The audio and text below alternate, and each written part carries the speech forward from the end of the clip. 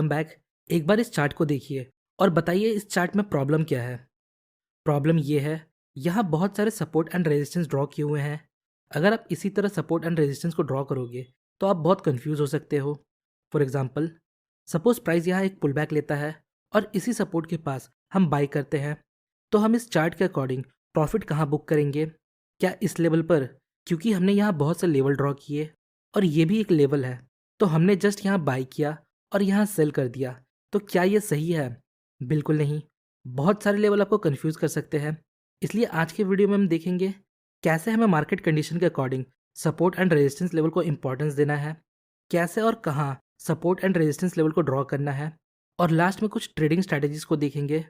First of all, हमें market condition के हिसाब से सपोर्ट एंड रेजिस्टेंस को इंपॉर्टेंस देना है, क्योंकि सर्टेन मार्केट कंडीशन के अकॉर्डिंग ये एक दूसरे से ज़्यादा स्ट्रांग हो सकते हैं। फॉर एग्जाम्पल, अगर मार्केट अप ट्रेंड में है तो यहाँ सपोर्ट ज़्यादा स्ट्रांग होगा। यहाँ देखिए, हमने सपोर्ट लेवल ड्रॉ किया और रेजिस्टेंस लेवल ड्रॉ किया। अब आप बताइए, यहाँ सपोर्ट ज़्यादा स्ट्रांग है या रेजिस्टेंस? आइए देखते हैं। ये पहला रेजिस्टेंस और प्राइस ने इसे ब्रेक कर दिया। ये दूसरा, ये भी ब्रेक हो गया। और ये तीसरा रेजिस्टेंस और ये भी ब्रेक हो गया। अब सपोर्ट को देखिए, ये पहला सपोर्ट है, प्राइस ने इसे ब्रेक नहीं किया। ये दूसरा, ये भी ब्रेक नहीं हुआ। और ये तीसरा, और ये भी ब्रेक नहीं हुआ। तो आप देख सकते हो, एक अप ट्रेंड में जो रेजिस्टेंस होता है उसका ब्रेक होना स्वाभाविक है और ये लॉजिकल है, क्योंकि अगर अप ट्रेंड में रेजिस्टेंस ब्रेक नहीं होगा तो हमें हाई एंड हायर लोज कैसे मिलेगा? So in an up trend support level resistance level से ज़्यादा पावरफुल होता है। उसी तरह डाउन ट्रेंड में रेजिस्टेंस सपोर्ट से ज़्यादा पावरफुल होता है। यहाँ देखिए, ये हमारा रेजिस्टेंस है और ये सपोर्ट। प्राइस यहाँ सपोर्ट को ब्रेक करता है, फिर यहाँ और फिर यहाँ।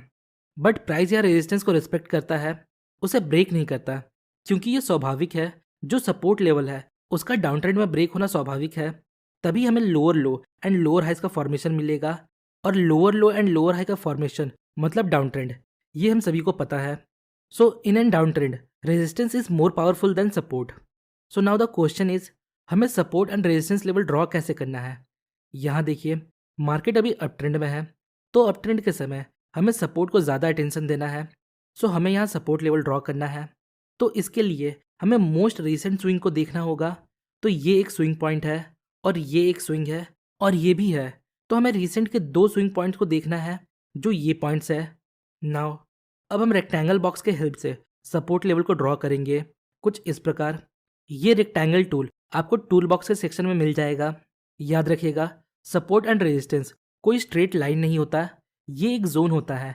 इसलिए हम सपोर्ट या रेजिस्टेंस लेवल ड्रॉ करने के लिए रेक्टेंगल बॉक्स का यूज़ करते हैं, जिससे हमें मैक्सिमम टच मिलता है। हालांकि आप लाइन का भी यूज़ कर सकते हो, पर फिर भी आपको उसे एक जोन की तरह ट्रीट करना चाहिए, ना कि एक लाइन की तरह। नेक्स्ट, यहाँ भी हमने एक सपोर्ट लेवल ड्रॉ किया इन पॉइंट्स को लेते हुए। नाउ अब इन लेवल्स को देखिए, हमने यहाँ सपोर्ट लेवल क्यों नहीं ड्रॉ किया? फर्स्ट ऑफ ऑल, ये हमारे करंट प्राइस से बहुत दूर है। इतने दूर का लेवल हमारे लिए अभी किसी काम का नहीं है।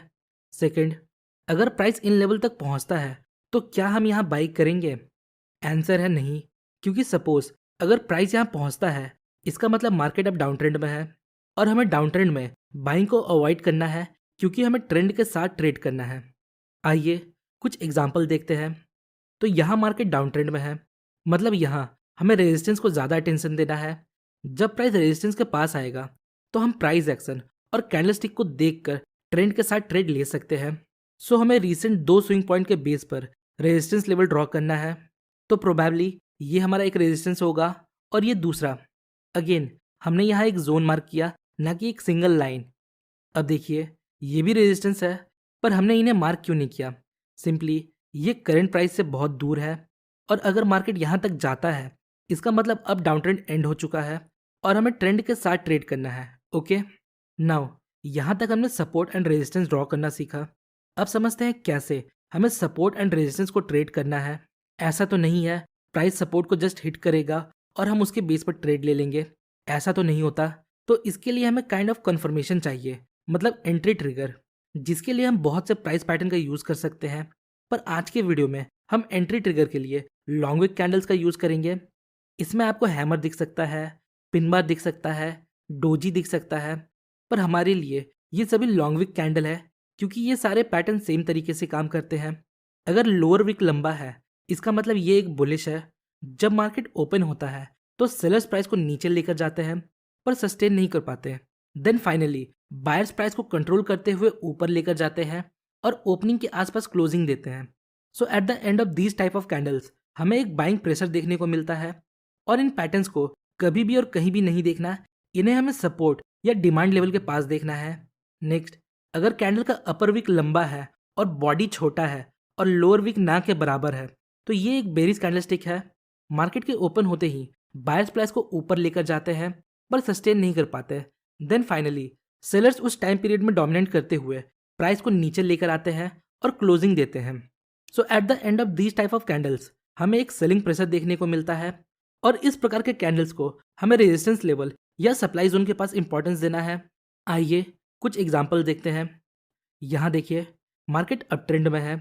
नेक्स्ट, यहाँ हमने सपोर्ट लेवल को ड्रॉ किया। नेक्स्ट, प्राइस इस सपोर्ट लेवल को अप्रोच करता है और यहाँ एक long wick bullish candle form करता है। अगर नेक्स्ट कैंडल इसके हाई को ब्रेक करता है तो हम यहाँ ट्रेड ले सकते हैं, और अपना स्टॉप लॉस हम इसके लो के थोड़ा नीचे रखेंगे, और प्रॉफिट बुकिंग के लिए हम रीसेंट स्विंग पॉइंट का यूज़ करेंगे। सेम उसी तरह आप डाउन ट्रेंड के समय रेजिस्टेंस पर लॉन्ग विक कैंडल के बेस पर ट्रेड ले सकते हो। नाउ अब बात करते हैं रेंज मार्केट का, कि अगर करंट टाइम फ्रेम में मार्केट रेंज में है तो क्या हमें सपोर्ट पर बाई करना चाहिए या रेजिस्टेंस पर सेल। देखिए, अगर करंट टाइम फ्रेम में मार्केट रेंज में है तो हमें बिगर टाइम फ्रेम को देखना है। अगर बिगर टाइम फ्रेम में मार्केट अप ट्रेंड में है तो हमें करंट टाइम फ्रेम के रेंजिंग मार्केट में सपोर्ट पर बाइंग ट्रेड्स को फाइंड करना चाहिए, जिसके लिए हम अगेन लॉन्ग विक कैंडल का यूज़ कर सकते हैं। और अगर बिग टाइम फ्रेम में मार्केट डाउन ट्रेंड में है तो हम करंट टाइम फ्रेम के रेंज मार्केट में रेजिस्टेंस के पास सेलिंग अपॉर्चुनिटीज़ को फाइंड कर सकते हैं। फॉर एग्जांपल, यहाँ मार्केट रेंज में है, हम कंफ्यूज्ड है, यहाँ रेजिस्टेंस पर सेल करें या सपोर्ट पर लॉन्ग ट्रेड लें।